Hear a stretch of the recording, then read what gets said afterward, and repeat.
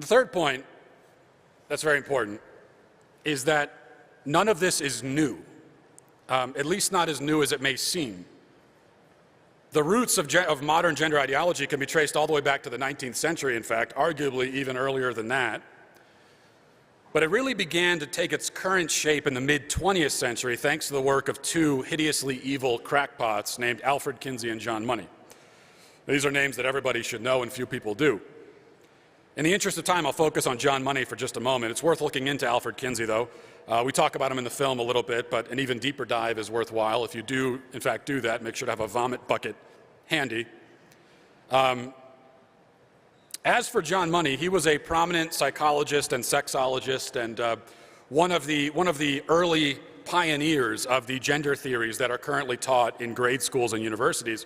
He was among the first to take the word gender out of the realm of grammar and apply it to people.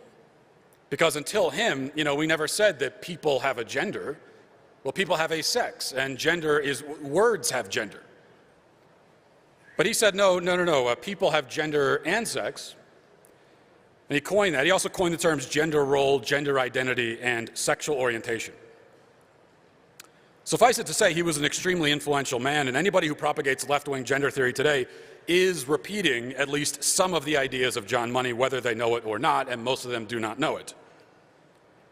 That fact, I think, ought to trouble gender theory proponents because John Money was, among other things, a fraud and an abuser and a pedophile. Jumping to 1965, the birth of twins Bruce and Brian Reimer, the boys are born healthy except for a condition called phimosis, which affects the foreskin. And it was decided incorrectly, it turns out, that the best way to treat the condition was circumcision. But Bruce's procedure went horribly wrong and his penis was essentially burned off. After several months of grasping for answers, Bruce's parents eventually decided to take him to Johns Hopkins in Baltimore to see the renowned gender surgeon, Dr. John Money. And the good doctor, eager to prove the legitimacy of his theory that gender is a product of environment and culture, recommended that Bruce undergo sex reassignment surgery.